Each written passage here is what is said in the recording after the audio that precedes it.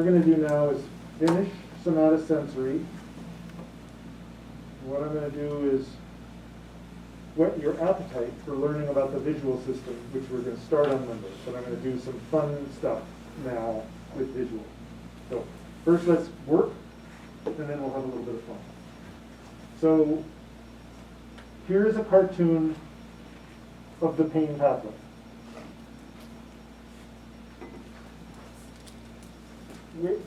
Where is this? What part of your body is this?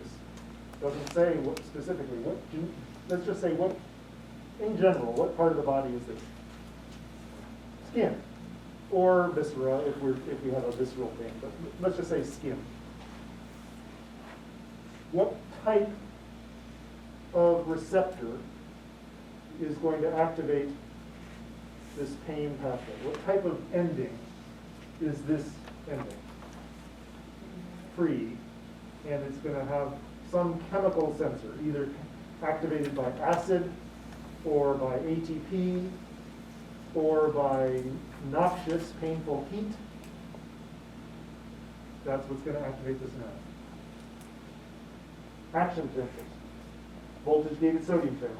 This is where the mutation is in the people that don't feel pain. Where is the cell body, anatomically, where is the cell body of this neuron that we're talking about?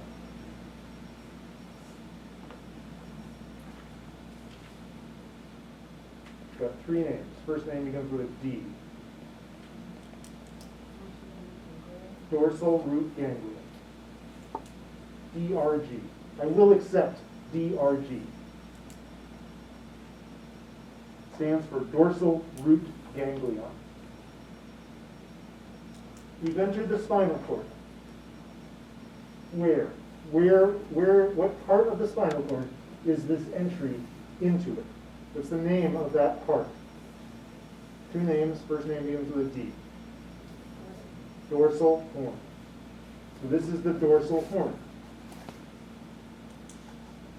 Where is this synapse in the pain pathway?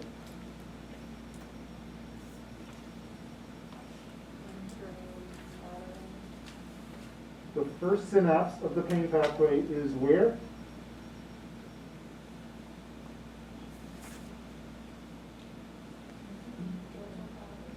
The first synapse of the pain pathway is in the dorsal horn. Ipsilateral dorsal horn.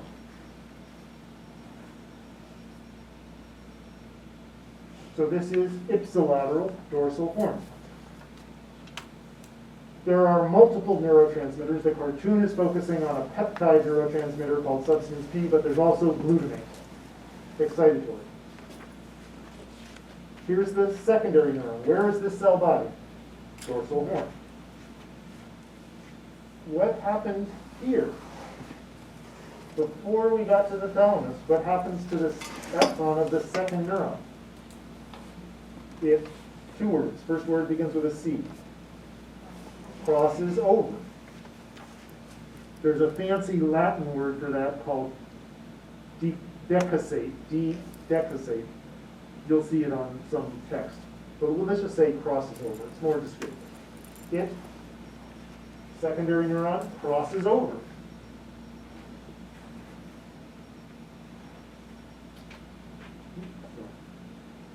Crossover. Contralateral.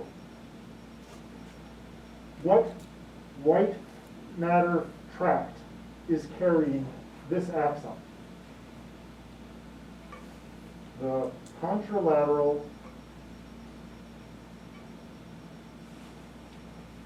I'll give you a hint. First word begins with A. Anterolateral column. So this is the contralateral, and because it crosses over, contralateral, anterolateral column. This cartoon is weird. It puts this in big and this, which there's important stuff happening here, even though it's cartooned as short. It's not short at all. It's going to the brain, from the skin to the brain. I mean, from the skin to the spinal cord to the brain. Contralateral thalamus, contralateral somatosensory cortex, mapped, if this was pain in the finger, mapped to some area of the contralateral somatosensory cortex. If this was pain in the knee, superior medial. If it was pain in the chin, lateral, etc.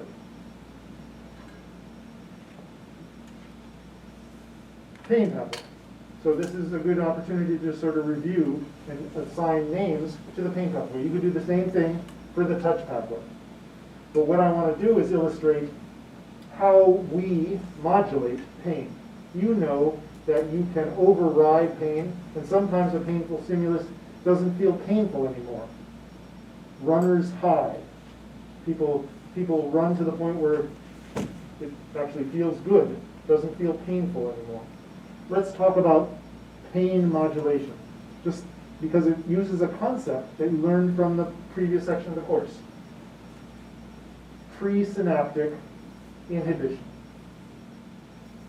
So here's the pain pathway that we just did. This is the same. Parts of our brain release peptide neurotransmitters in the opioid family, like enkephalin and endorphins. You've heard of endorphins. Part of our brain sends axons to, what part of the brain is? To the dorsal horn, and makes presynaptic inhibitory synapses on the pain pathway. We have receptors for endorphins and enkephalins on these presynaptic terminals. These opioid receptors on the presynaptic terminals are GPCRs coupled to GI. So GI, if coupled to, so there are those G protein coupled potassium channels, which would cause hyperpolarization here. Hyperpolarization means less neurotransmitter release.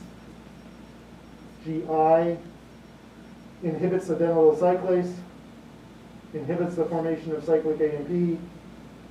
Cyclic AMP is facilitatory, so GI is inhibitory.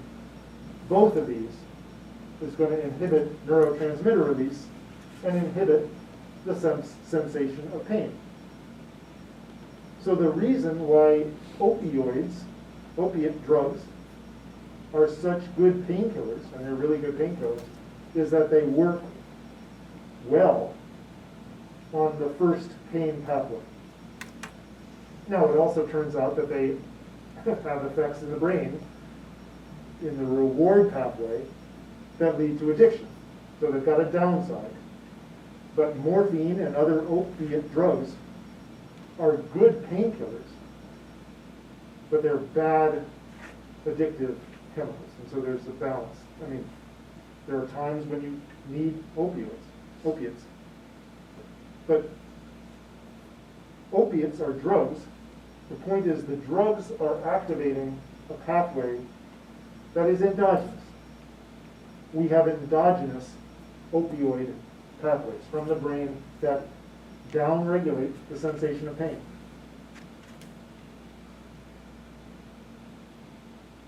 Questions about pain pathway and modulation of it?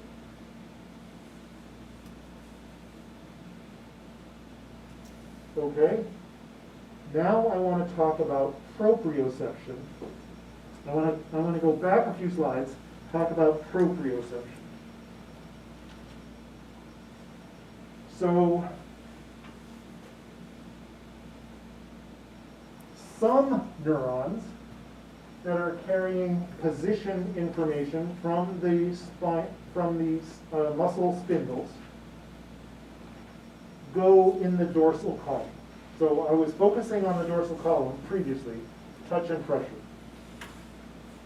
Some proprioception information from muscle spindles also goes in the ipsilateral dorsal column. But a lot of proprioception goes in the spinocerebellar tract. It doesn't go to the cortex directly.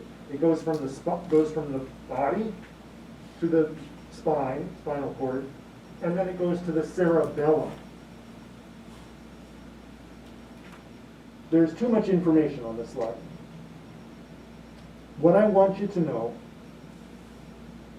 is that the spinocerebellar tracts are lateral. So if we go back to our cartoon,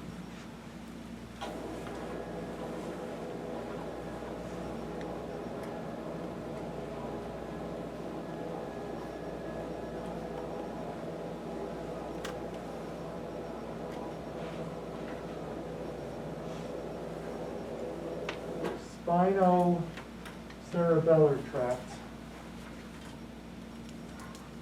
are lateral.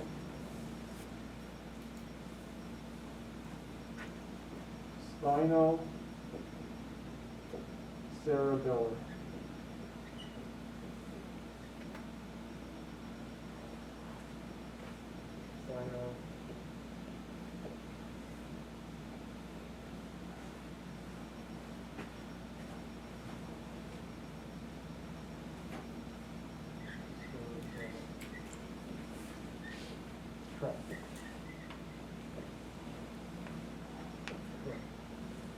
If you call it a column, it's okay.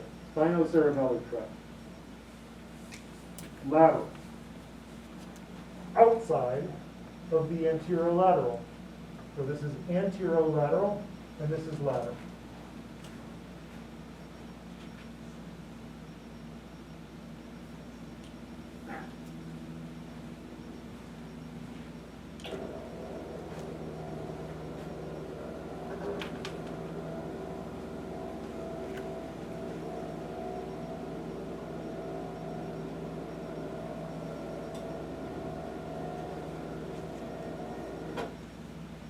There is an anterior and a posterior.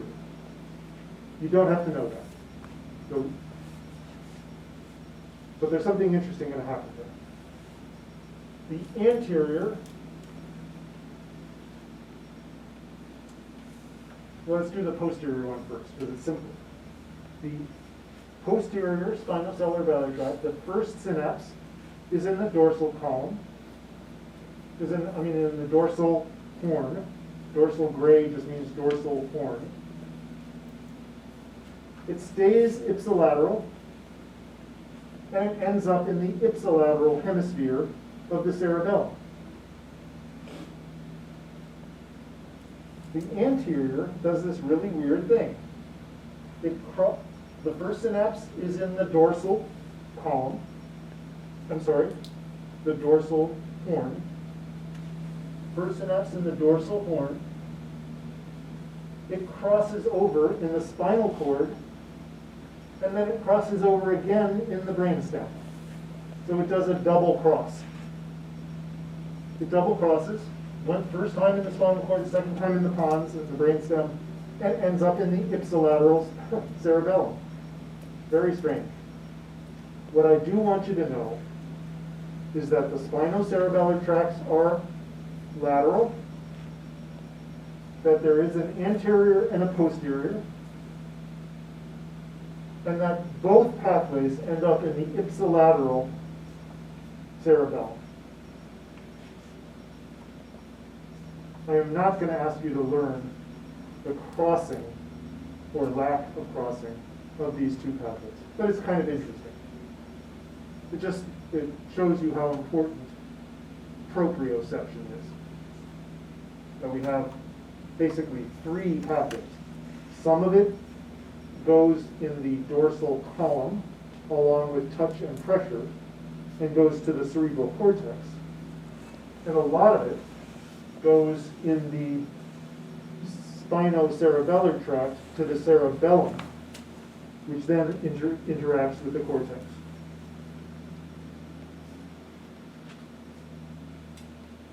Questions about spinocerebellar tract? Important for proprioception. Complicated pathways.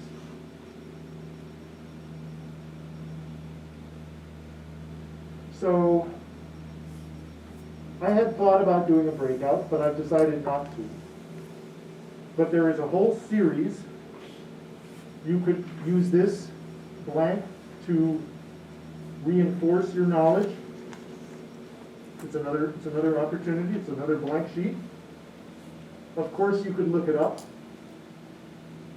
but on a quiz, you're not going to be allowed to look it up. So you can use this to see you know it from memory. There's a series of clickers. I've printed out the clickers. The clickers are on Moodle. No answers yet. I'll post the answers on Friday. But I'll post a different PowerPoint with the answers on Friday. But you could use this opportunity now to test your knowledge. And then on Friday, check your knowledge. And you can do that again in preparation for the next exam, because after all, each time there's a clicker, there's a blank clicker, and then the next slide has answers. Okay, so we're not going to break out, but I'm going to assign homework. Fill this in with anterolateral and what it's carrying, dorsal and what it's carrying, ipsilateral, contralateral, spinocerebellar, what it's carrying. Information, what information those things are carrying. Where are they? And then as homework, do the clickers. I'm going to resist showing you even the first answer. Okay? That's homework. We have finished the somatosensory system lecture. You are just beginning to learn the somatosensory system, because your learning is going to be reading, rewriting, doing problems, etc. Okay, so that's your responsibility. You're going to be using this for the problem set. You will not be using this for the quiz.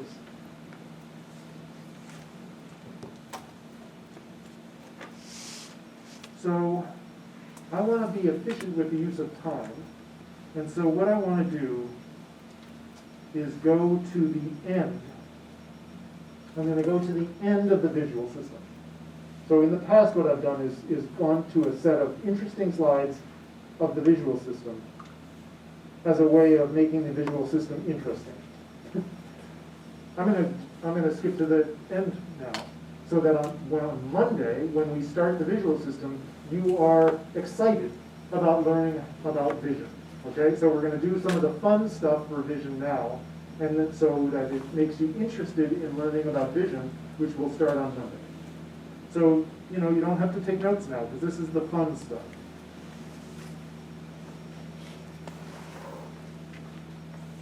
I don't know if you can see from where you're sitting.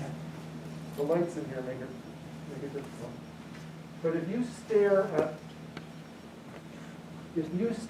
this white spot, and you focus on this white spot with the center of your visual field, and then you let the peripheral visual field just gather information. So you're focusing on this one, but you're using your peripheral vision. These dots out here go black. Right? You see that?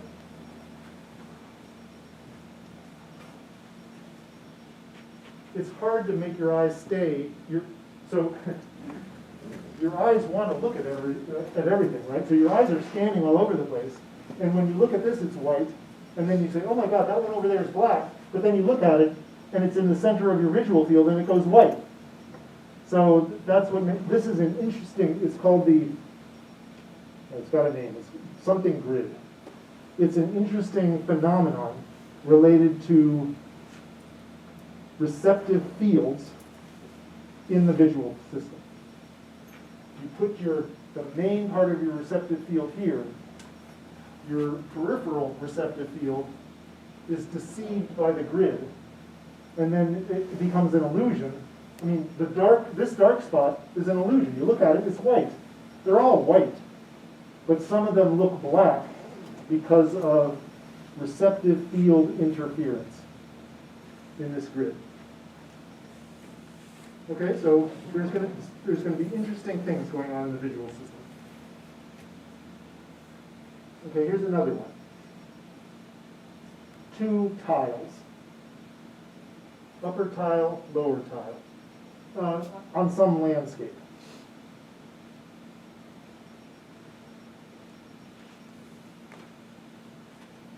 It will probably surprise you to know that this gray right here and this gray right here are exactly the same gray. You don't believe it. You say this is gray and this is white. It's because your brain has processed this information to say this is gray and this is white. But this spot right here of gray and this spot right here of gray, in fact, this whole gray and this whole gray are the same gray. They're the same color. They're the same shade. I'm going to just, the next slide is exactly this slide with this part covered up. It's exactly the same slide, except with this dark bar here. And now you're starting to see this gray and this gray are the same gray. Your brain tells you that this is white and this is white because of what happened here. This is white and this is dark, but this is gray and this is gray and they're the same gray. Your brain has constructed this image to tell you, well, this whole thing must be white and this whole thing must be dark, and so this must be lighter than this. And it's not true. They're the same thing. And some of you might be saying, well, this looks a little lighter than this. And that has to do with the fact that we know where light comes from in the world. It comes from above. If I flip it, all I'm going to do now is flip this image upside down. And now everything is wrong, right? Because light is coming from below. And now they look even more the same. Because your brain is no longer expecting the light to come from above. Here your brain is saying, oh, light always comes from above, so this, I don't know, they look the same to me, but some people say, even now, this looks darker than this. It's because the brain is taking its expectation of light coming from above and using that information in the processing of this image. So the idea here, we're going to be focusing on vision in the eye. And then we're going to be focusing on how that information is processed in the brain. But in the end, vision is a construct. Our brain is constantly filling in gaps with expectation. And that leads to illusions when the reality doesn't match our expectation. So here's another one. This tile and this tile are the same color. Your brain is saying, no, this one is light and this one is dark because of the pattern. Your brain has said, I recognize the pattern. Light, light, light, light, light. But this light is in the shadow, and this gray and this gray are exactly the same color.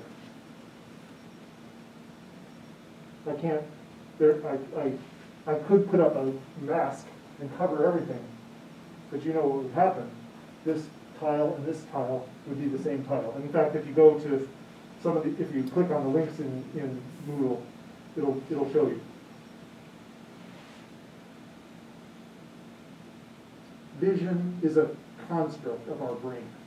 We take information in, we process information, we do a lot of processing, but it's not like a photograph of this image is in the brain. It's a processed image, and vision becomes a construct of our brain.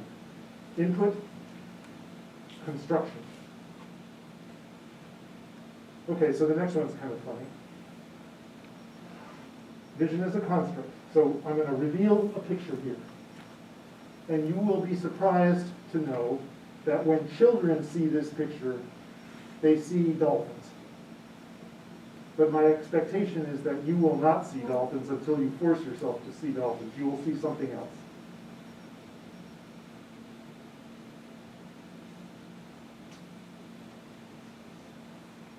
it can be hard to see the dolphins. Here's a dolphin. Here's a dolphin. Here's a dolphin. Dolphin, dolphin, dolphin. But that's not what our adult brains typically do not see dolphins. Adult brains typically see two humans. So our brain constructs something that our brain is interested in seeing.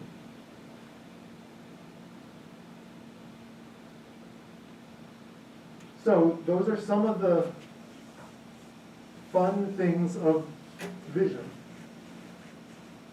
Monday, we'll start vision.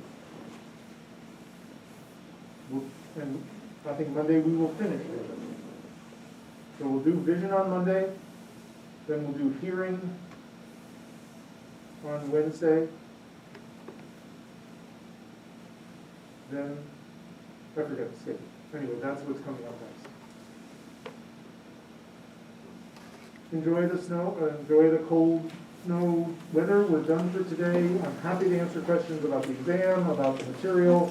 I will see some of you on Thursday night. I'll see some of you on Friday morning. If you didn't get those of you at home, if you, I will hand out your graded tests in lab. Help me remember to do that as well. All right, see you later.